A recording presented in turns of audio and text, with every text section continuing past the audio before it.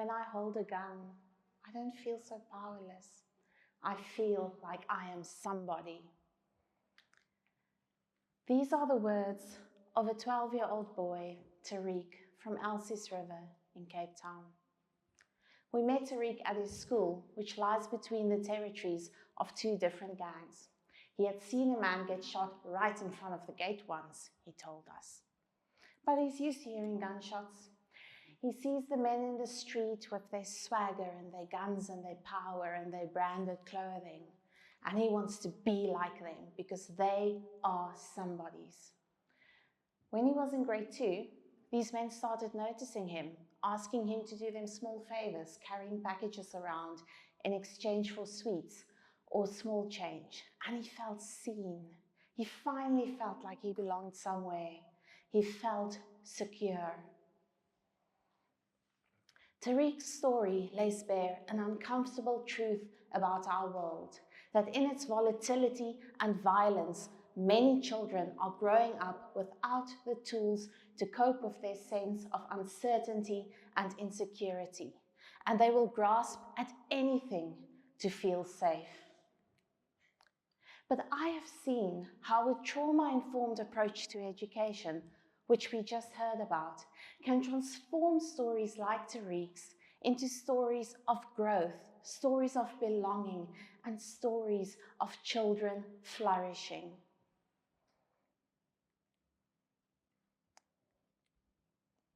There's a lot of talk about our increasingly volatile and uncertain and complex and ambiguous world. But for a child, these are the conditions into which they are born into this world. Imagine for a moment what the world must be like, how confusing it must be for a newborn baby. Complete sensory overwhelm with no way to make sense of it. It is through the child's attachment to its primary caregiver that its world takes shape. And ideally, through that attachment, the child will gain a sense of belonging, a sense of certainty, and a sense of security. A recent study by the UCL Institute of Neurology found that uncertainty causes significantly higher levels of stress in humans than inevitable pain. But the study also found that there might be certain benefits to this. Those who exhibited the highest stress responses under conditions of uncertainty were best able to make accurate predictions. To the authors of the study, this suggested that an appropriate level of stress or an appropriate stress response can have an evolutionary benefit. It helps us to identify risks in our environment. I would suggest that this indicates that it is our response to uncertainty which causes the stumbling block, not uncertainty itself. Encounters with uncertainty can drive neuroplasticity in our brains. In other words, it helps us to make new connections and new neural pathways, which allows us to identify new opportunities. Stress can lead to overwhelm and even trauma, which can block or freeze us. So the trick is to embrace the benefits of uncertainty by learning to manage our stress responses to it. So how do we support learners and children like Tariq who face severe adversities and uncertainties in their daily life so that they can find a sense of belonging and purpose, so that they can learn effectively in school, and so that they can flourish? Individuals who are able to self-regulate their nervous systems and individuals who feel connected to others seem to be better able to cope with uncertainty. It is these two factors, connection or attachment and self-regulation, which underpins the work of Math Moms. At Math Moms, we create structures of belonging around vulnerable children by training unemployed community members to become mathematics tutors to children, foundation phase learners in their direct vicinity. We use mathematics as a vehicle to arrive at healthy and supportive intergenerational relationships. Now, this might seem unconventional because mathematics is often seen as abstract and purely rational. But what we have found is that mathematics is not only rational, it is also relational. Think back to your own time as a child in the mathematics classroom. Perhaps you were a maths whiz and you were the teacher's favorite. Or perhaps you struggled with mathematics and you needed additional support, but you were mocked by your peers or even belittled by your teacher. How did that make you feel? How did those experiences shape how you related to those around you?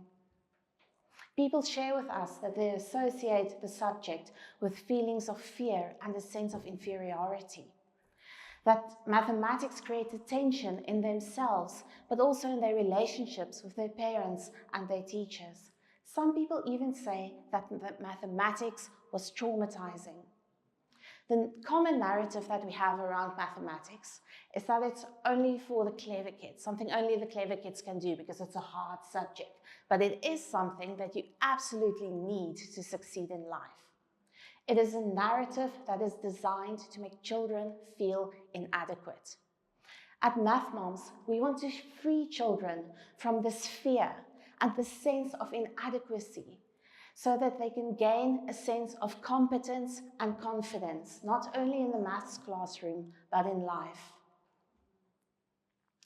When a child understands mathematics, they understand so much more. They become problem solvers, confident in their ability to find solutions. They are able to make connections, and they're able to describe and explain their reasoning when they give answers. Mathematics becomes more than just a school subject or a door to future career paths. It becomes a way to gain confidence in your abilities, to trust your gut, to use your voice assertively, and to have a sense of agency. In situations where children feel overlooked and unheard, where the situation feels completely out of their control, and where they regularly face traumas that can break down their self-esteem, mathematics becomes a way to rebuild the self.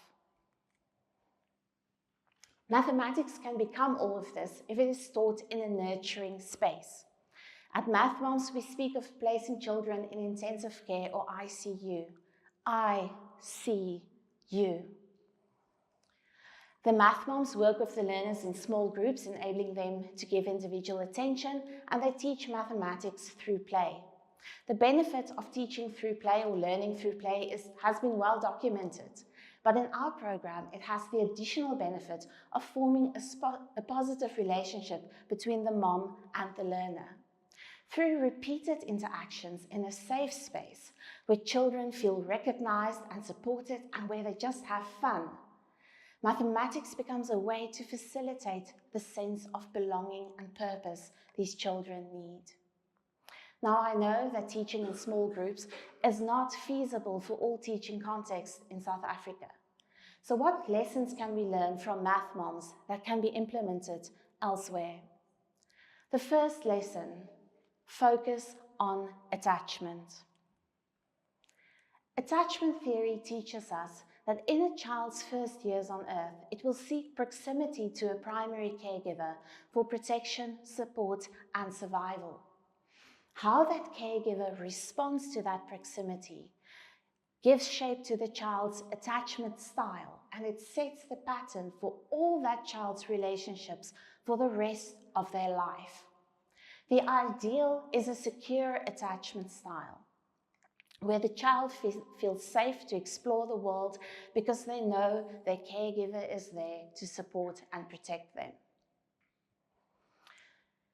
Individuals with a secure attachment style and who had a responsive caregiver when they were small tend to have better relationships with their caregivers, better relationships with their peers, but most importantly, better relationships with themselves. Fortunately, a child who did not experience responsive caregiving as an infant can change its attachment style if it has sufficient experiences of responsive caregiving later in childhood.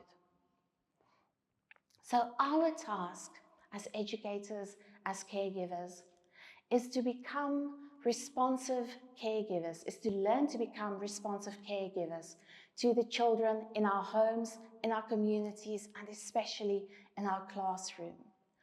To learn to be witnesses to their lives. The second lesson at Math Moms is that we cannot be responsive caregivers if we ourselves are not cared for. We need to address the stress and trauma of educators and of caregivers.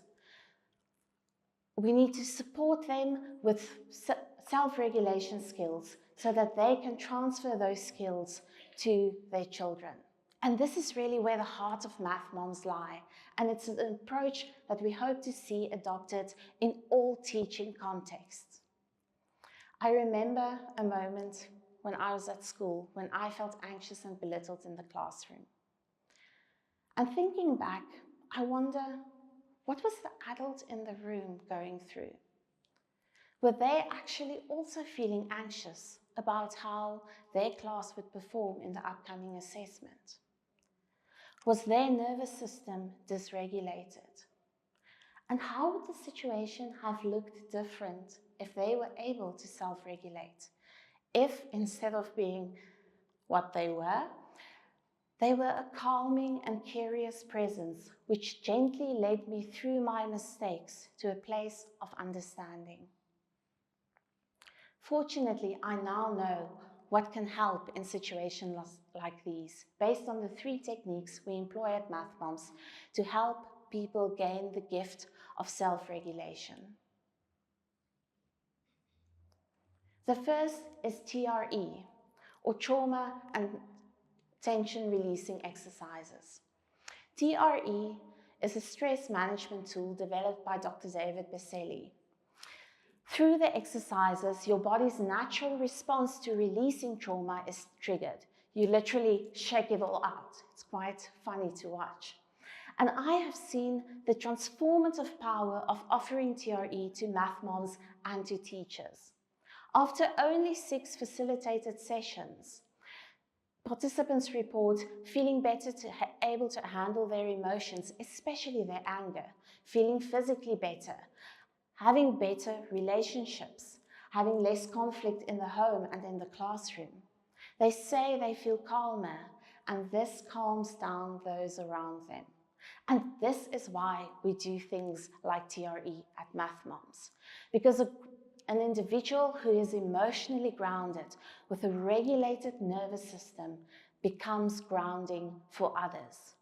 This is called co-regulation, where our nervous systems interact with one another to support emotional connection and groundedness.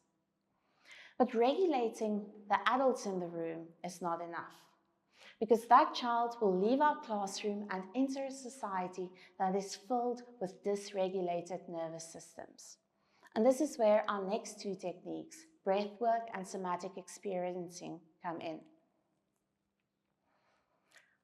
I want to invite you to focus on your breath. Relax into your chair. You can close your eyes if you want. I'm going to guide you in a very simple breathwork exercise. You will breathe in through your nose for 3 counts and then, and please don't be self-conscious, hum out loud on the out breath for 4 counts. Are you ready? Okay. In, 2, 3, out.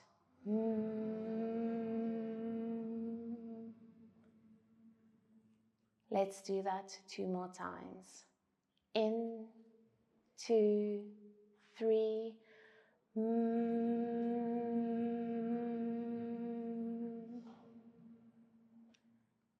In, 2, 3.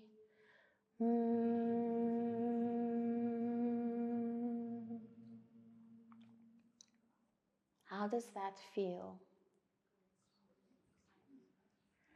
It seems a bit silly sometimes doing things like this.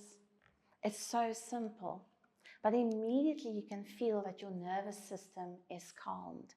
And the wonder is that it's free, that anyone can do it anywhere. We teach breathwork exercises like these to the children in our classes, and we teach them that your breath is a gift, one that your body gives you, that you carry around with you everywhere, and that you can always call upon when you feel anxious or stressed. Our next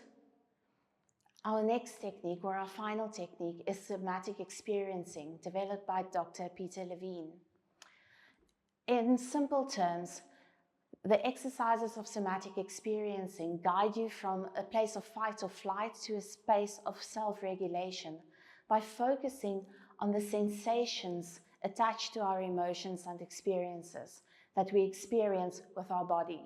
This technique lends itself very well to the classroom. In our lessons, we start and end with a simple orientating exercise, which allows the child to become aware of their surroundings, which makes them feel safe. During this orientation, they also do resourcing, where they identify a resource, an object, or a memory which gives them a sense of pleasure, and they connect to the sensation of pleasure in their body. And they learn that whenever they feel stressed, whenever they feel anxious, they can recall that resource and reconnect with that positive sensation. And this has a regulating effect on their nervous systems.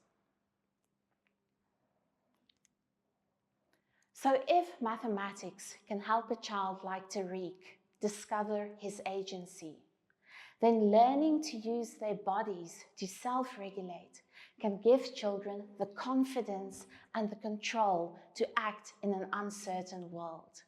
And they can do this in contexts where they feel like they belong, where they are recognized as somebodies, and where they know there are adults who look out for them. Peter Levine said that trauma is not what happens to us, but it is what we hold inside in the absence of an empathetic witness. Let us learn to be empathetic witnesses for one another, but especially for our children. Thank you.